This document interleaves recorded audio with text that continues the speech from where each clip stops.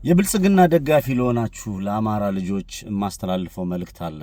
ብልጽግናን የምትደግፉ ኢትዮጵያኖች፣ ብልጽግናን እየደገፋችሁ ያላችሁ የኦሮሞ ብሔር ተወላጆች፣ ከመሰረቱ ብልጽግና ወይም ደግሞ የኦሮሞ ጽንፈኛ ወጣቶች፣ የኦሮሞ ልሂቃን በጽንፈኝነት ተሰማሩ ምን ያህል ግፍ ለመፈጸም እንደተዘጋጁ የፖለቲካው መጣመም መሰረቱ ምን ጋር እንደሆነ በግልጽ ለማሳየት ቀላል ነው። ጥላቻና ያቺና ኢትዮጵያን ለማፍረስ የተሰሩ ብዙ የጥላቻ ሐውልቶች አሉ። ብዙ ተረክቶች፣ ብዙ መደቦች። ኢትዮጵያን ለማፍረስ ያልተሰራ ሴራ የለም። በሙሉ ሁሉም ነገር ተደርጓል። በኢትዮጵያ ምድር ሁሉም ግፎች ተፈጽመዋል። የዚህ ዋናው ትልቁ መሰረቱ ብዬ የማስበው ነፍሱን እንግዲህ ፈጣሪ እጅን ያለው እንደፈለገ ያድርገው ጠቅላይ ሚኒስትር መለስ ዜናዊ በነበረበት ወቅት ወይም ደግሞ የሳቸው ፓርቲ ኢህአዴግ የብሔር ብሔረሰቦች መብት ብሎ እስከ መገንጠል ብሎ ይዞ የመጣውን አንቀጽ 39 የብሔር ብሔረሰቦች ደቡብ ክልል በየአካባቢው ከቀረጸ ምናምን በኋላ ኦሮሚያ ላይ ከፍተኛ የሆነ የሴራ ፖለቲካ ተሰርቷል። ያ ዋነኛና የመጀመሪያው የአኖሌ ሐውልት ነው። የአኖሌን ሐውልት በሚገባ ከገነባ በኋላ የጡት ቆረጣ ታሪክ በተስፋዬ ገብረእባብ ነው። ገብረአብ እኮ ማለት ትልቅ ስም ነው። በሱ የተነሳ ተጻፈ። ያንን የኦሮሚያ ወጣቶች እንዲጠጡ ተደረገ። በየአካባቢ በየሰፈሩ እየዞሩ በጥላቻ የታወረ እንቅስቃሴ ማድረግ ጀመሩ። በዛም በርከት ያሉ አማራዎችን ወደ ገደል ጨመሩ። አንዳንዴ ሪማይንድ ማድረግ አለብን። ጭንቅላታችን አፕዴት መደረግ አለበት።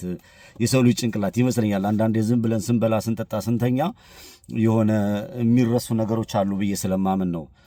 የተስፋዬ ገብረአብ ድርሰት በኢሳያስ አፈወርቂ የኤርትራዊ ተስፋዬ ገብረአብ ደራሲነት የተጻፈው የቡርቃ ዝምታ በሚል መጽሐፍ በርከት ያሉ ንጹሃን በርከት ያሉ ኢትዮጵያን በተለይ የአማራው ማህበረሰብ ከእምዬ ምኒልክ ጋር አስመልክቶ ጡት ቆርጧል በሚል ሰበብ በርከት ያሉ ንጹሃን ተገለዋል።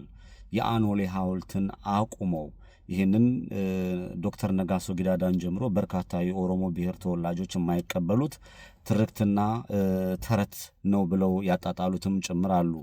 ይህንን ቂም ለመበቀያና ወይም ደግሞ የአማራው ማህበረሰብ ለማሳደድ ለመግደል ከፍተኛ እንቅስቃሴ ያደረጉበት እነ ሽመልስ አብዲሳ እነ ጀዋር መሐመድ በርከት ያሉ የኦሮሞ ልሂቃን እያሳደዱ እንዲገድሉበት ምክንያት ሆኗል። ይሄንን የጥላቻ ሐውልት ተሸክመህ ሐረር ላይ የራስ መኮንን ሐውልትን አፍርሰህ አዲስ አበባ ላይ የአጼ ምኒልክን ሐውልት ለማፍረስ ስትጋጋጥ፣ አዲስ አበባን ወደ ፍንፍኔ ስቀይር የአዲስ አበባ ስሞችን ወደ ተለያየ ስም ለመቀየር ስትጋጋጥ ተመልክተናል። በጥላቻ የታወረ በጥላቻ ላይ መሰረት ያደረገ የበደልተኝነት የቂም በቀልተኝነት ስሜት ያለው ወጣት መጥቷል። ይሄንን ምንም ማረጋገጫ ያስፈልገውም። በየሰፈሩ በየአካባቢው የሚረሸነው የሚገደለው 5-6 ጊዜ የአማራ ክልል ፕሬዝዳንትን መቀየር፣ የአማራ አመራሮችን መግደል፣ የአማራ ልሂቃንን ማጥፋት፣ አማራውን እንዲሰደድ ማድረግ ይሄ ደግሞ ይሄ አካባቢን የመቀየር ሂደት ሲያደርጉት የነበረውን በሙሉ መመልከት አዲስ አበባ ላይ ዲሞግራፊ ቅያራ ብለው እነ ሽመልስ አብዲሳ የጀመሩት የነ ሽመልስ አብዲሳና የነ ጁሃር ጸብ እኔ በደንብ ገላለሁ አንተ በደንብ ገላለሁ ነው እንጂ በአማራ ላይ ያላቸው ጥላቻ ምንም አንድ ነው። የኦሮሞን ሕዝብ ይወክላል አልኩልም። ይሄንን በአኖሌ ሐውልት የአማራን ሕዝብ ስለማሳደድ በኢሬቻ ስም ሃይማኖት ይሁን ባህል ሲውል ልዩነት ሳያስቀምጥ በኢሬቻ ስም ደግሞ የኢትዮጵያ ኦርቶዶክስ ቤተክርስቲያንን ለማጥፋት የኢትዮጵያ ሙስሊም መስጊዱንና የሙስሊም ሃይማኖት ተከታዮች ትክክለኞቹን የማጥፋት ሴራ በሁለት መስመር የመጣ ነው። ስልጣኑን ይዘውታል። ይሄ በማደጉ ያደጉ ናቸው። በአኖሌ ሐውልት ጡት ቆረጣ ተኮትኩቶ ያደጉ እነ ሽመልስ አብዲሳ እና አዳነች አቤቤ ያሉት እዛው በአመራር ላይ የተቀመጡት በአማራ ጥላቻ ያበዱ ናቸው። ይሄንን በግፍ በሙሉ በቃ አማራውን 3 ሚሊዮን አማራ አሳደው አዲስ አበባን አፈራርሰው ዲሞግራፊ ለመቀየር ጥረት አድርገው የአዲስ አበባን ህዝብ አፍርሰው ከያለበት ኦሮሚያ ክልል ያለውን ቤተክርስቲያን እንደዋል ቤተክርስቲያን ውስጥ ገብተው ለማተራመስ ጥረት አድርገዋል። ያ ሁሉ መሰረት ቆፍረው በሄዱበት አቅጣጫ በሙሉ ሄደዋል። ተሳክቶላቸዋል አልተሳካላቸውም የምናየውና የምመለከት ይሆናል። አሁን ግን እኔ ለብልጽግና ደጋፊ ለሆናችሁ አማራዎች ወይም ደግሞ ብልጽግና ደጋፊ ሆናችሁ ለሰው እንደ ሰው የምታስቡ ሰዎች ጥያቄ ነው።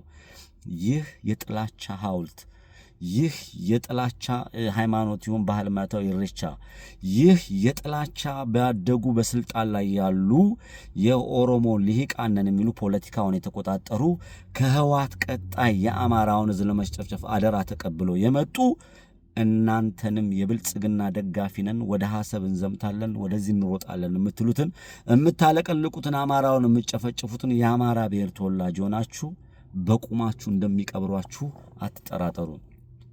ትልቁ ነገር አማራ እንደ አማራ መደራጀት አለበት። አማራ እንደ አማራ ቆሞ ነው እነዚህ ሊመክታቸው የሚችለው። ካልሆነ የተሰራው ጥላቻና የጥላቻነት ጥግ ግን ጫፍ የሌለው ንጹሃንን የሚጨፈጭፍ የሚያስገድል ሆኖ ያገኘውት። ምንድነው ፖለቲካሊ መሰራት ያለበት? አማራው ልዩነቱን አጥብቦ ለጫካ ለሰፈር ለጎንደር ለመንደር ለያካባቢ ያለ ለዚህ በጎጥ በቀበሌ የሚከፋፈለው ወደ አንድ የሚመጣበትን መንገድ ካልፈለገ እኔ የአብንም ደጋፊውን የእንትንም ደጋፊውን የብልጽግናም ደጋፊውን ፕሮፌሰርም ዶክተሩም ማስተር የሚኖር ሚኒስተር የሚኖር ምንም በአማራነትህ የመጣ ወይ በአማራነትህ ቆመለት መልሰው የምትችለውን ነገር ላይ አክቲቭ ሆነ ካልተንቀሳቀስክ በየትኛውም አቅጣጫ ብትሆን በሃይማኖት አትድንም፣ በትምህርት ደረጃ አትድንም፣ ባለህ ዕውቀት አትድንም፣ በጾታ አትድንም፣ በእድሜ አትድንም። የምትድነው አማራ ሆነ ስትቆም ነው። የፖለቲካ መጭበርበራቸውን አኖሌን ያላፈረሰ በጥላቻ የታወረ ትውልድ ወደፊት እየመጣል ነው። ጥንቃቄ ያስፈልገዋል። የጥላቻ ግን መፍረስ አለበት ነው። ድለፋ ነው።